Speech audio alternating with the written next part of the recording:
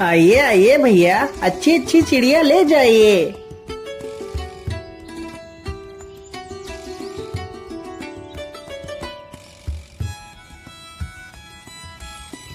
अरे भाई, ये कबूतर कितने पैसे में दे रहे हो? भैया जी, यह कबूतर केवल 50 रुपए का है।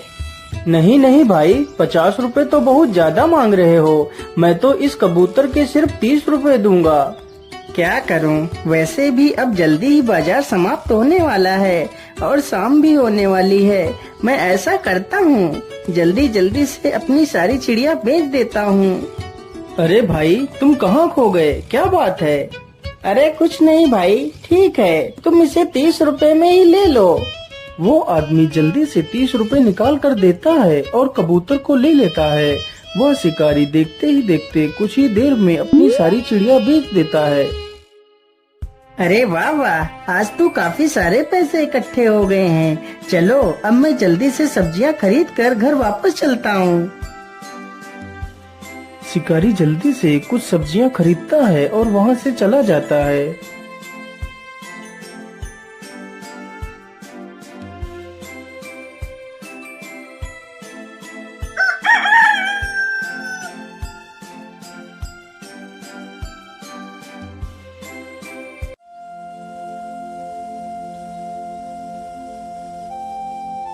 अजी, सुबह हो गई है और कितना सोओगे आप? क्या आज आप शिकार पर नहीं जाओगे? हाँ हाँ भाग्यवान, जाता हूँ, अभी जाता हूँ। शिकारी चुपचाप अपना जाल उठाता है और जंगल की तरफ निकल जाता है।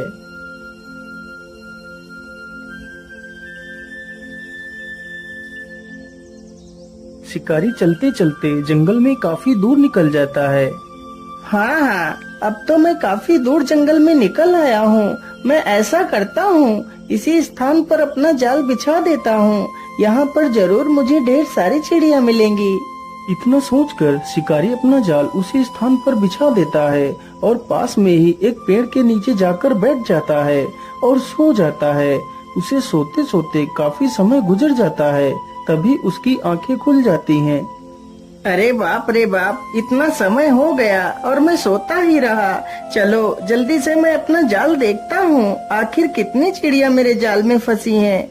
इतना सोचकर शिकारी अपने जाल के पास जाता है तो देखता है उसके जाल में एक भी चिड़िया नहीं फंसी है। अरे ये क्या हुआ, मेरे जाल में तो एक भी चिड़िया नहीं फंसी है। आखिर ऐसा कैसे हो सकता है? अब मैं क्या करूँगा, पैसे कहाँ से लाऊंगा? यदि पैसे नहीं मिलेंगे तो मैं अपना गुजारा कैसे करूँगा?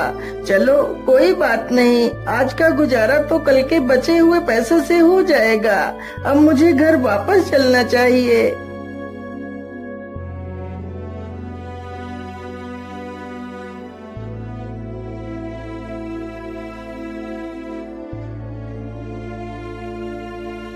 अगली ही सुबह शिकारी जल्दी उठ जाता है और जाल लेकर जंगल की तरफ निकल जाता है। क्या करूं, कल तो मुझे खाली हाथ ही घर लौटना पड़ा था, लेकिन आज मुझे कुछ भी करके चिड़िया तो पकड़नी ही पड़ेंगी। लेकिन आज मैं ऐसा करता हूं, आज अपने जाल को किसी नए स्थान पर लगाता हूं। ये सब कुछ सोचते हुए शिकारी जंगल में एक नए स्थान पर पहुंचता है। हाँ हाँ, यही स्थान ठीक रहेगा। मैं यहीं पर अपना जाल बिछा देता हूँ।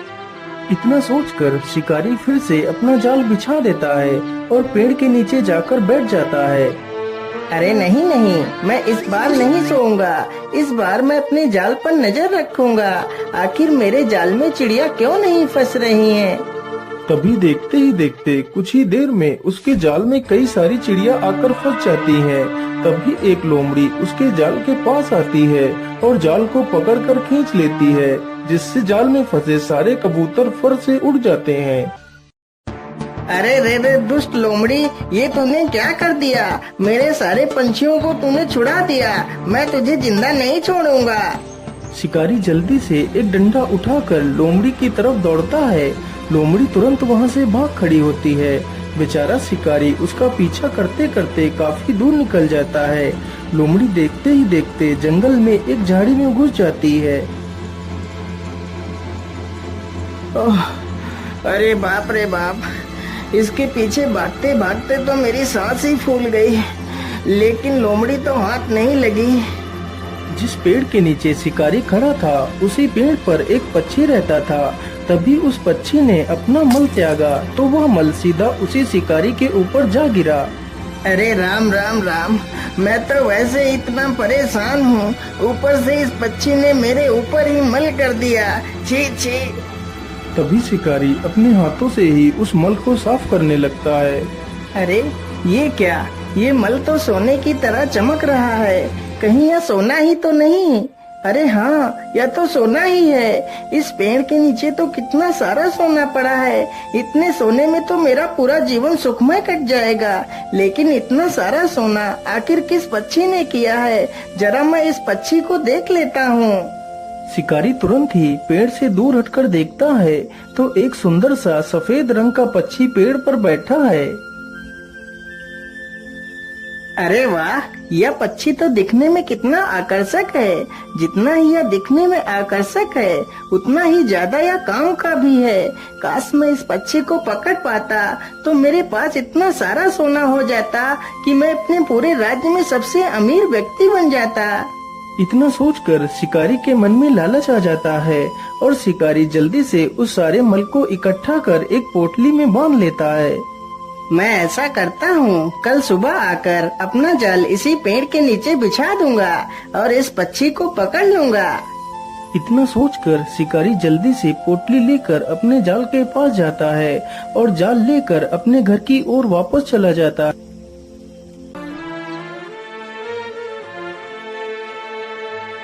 अरे भाग्यवान, तुम कहाँ हो? देखो मैं तुम्हारे लिए क्या लेकर आया हूँ। अरे आप इतना शोर क्यों मचा रहे हो? आखिर ऐसा क्या लेकर आए हो आप? तभी शिकारी उस पोटली को खोल देता है। उसकी पत्नी पोटली में इतना सारा सोना देखकर हैरान रह जाती है। अरे इतना सारा सोना, लेकिन इतना सारा सोना तुम्हें कहाँ से मिला? फिर शिकारी अपनी पत्नी को सारी कहानी सुनाता है। भाग्यवान, यदि वह पक्षी हमारे हाथ लग गया तो हमारी सारी गरीबी चुटकियों में ही खत्म हो जाएगी और हमें पूरे जीवन कोई काम नहीं करना पड़ेगा। हमारी आने वाली पुश्तें राज करेंगी, राज। हाँ हाँ, लेकिन इस पक्षी को तुम पकड़ोगे कैसे? अरे भाग्यवान, एक शिकारी से तुम सवाल कर रही हो कि मैं उसे पकड़ूंगा कैसे? अरे जैसे मैं बाकी पक्षियों को पकड़ता हूँ वैसे ही उसे भी जाल बिछाकर ही पकड़ूंगा।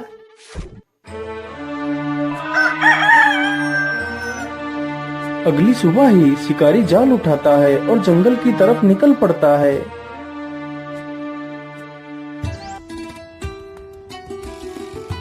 शिकारी चलते चलते उसी पेड़ के पास पहुंच जाता है जिस पेड़ पर वह पक्षी रहता था। चलो जल्दी से मैं अपना जाल बिछा देता हूँ और दूर झाड़ियों में जाकर छिप जाता हूँ। शिकारी जल्दी से अपना जाल पेड़ के नीचे बिछा देता है और दूर जाकर झाड़ियों में छिप जाता है। अरे ये क्या, आज तो मेरे पेड़ के नीचे इतने सारे अनाज के दाने बिखरे हुए पड़े हैं। मैं ऐसा करता हूँ, आज मैं इन्हीं दानों को खाकर अपनी भूख को शांत कर लेता हूँ। इतना सोचकर बेचारा पक्षी पेड़ के नीचे बिखरे दानों के पास जाता है। तभी वह उसी जाल में फंस जाता है। उधर घात लगाकर बैठा शिकारी जैसे ही देखता है कि पक्षी जाल में फंस गया है, तभी वह जल्दी से जाता है और पक्षी को पकड़ लेता है और उसे अपने घर ले जाता है।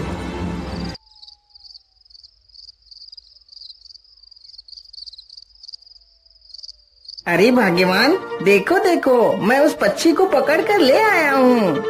अरे वाह वाह, आपने तो कमाल ही कर दिया। अब तो हम जल्दी ही अमीर हो जाएंगे। लेकिन भाग्यवान, हमने पक्षी को तो पकड़ लिया है, लेकिन मेरे मन में एक डर बैठ गया है। अजी, अब आपके मन में कैसा डर बैठा हुआ है? अरे भाग्यवान, हमने इस सोना देने वाले पक्षी को तो पकड़ लिया है, लेकिन जब कभी इसकी खबर राजा को मिल गई कि मुझे ऐसा कोई विचित्र पक्षी मिला है, तो राजा हम दोनों को फांसी पर ही चढ़ा देगा। अरे हाँ, आप बिल्कुल ठीक कहते हो।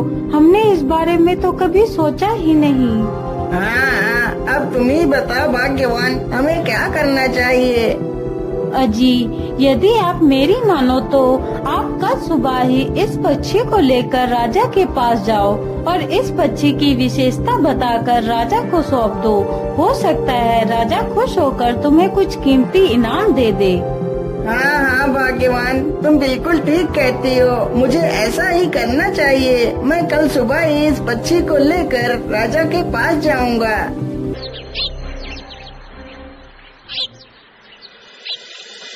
अगले ही दिन शिकारी उस पक्षी का पिंजरा उठाता है और उसे राजा के महल में लेकर पहुंच जाता है।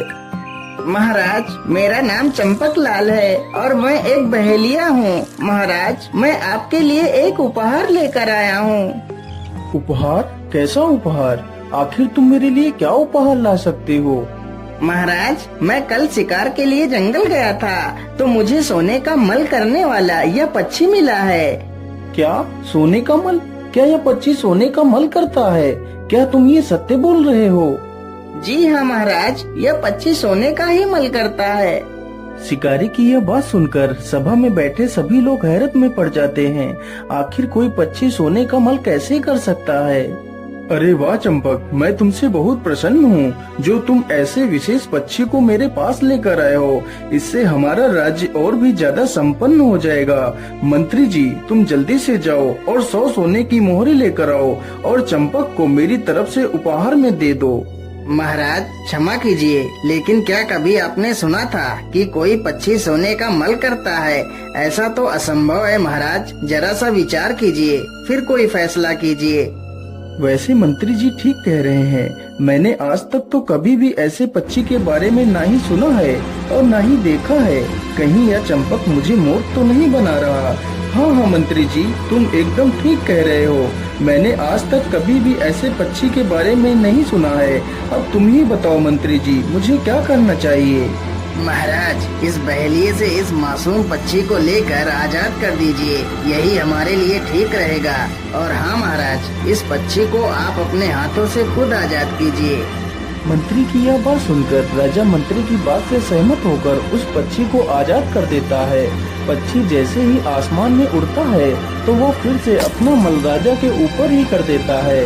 तभी राजा देखता है कि उस पक्षी ने वास्तव में सोने का मल किया है।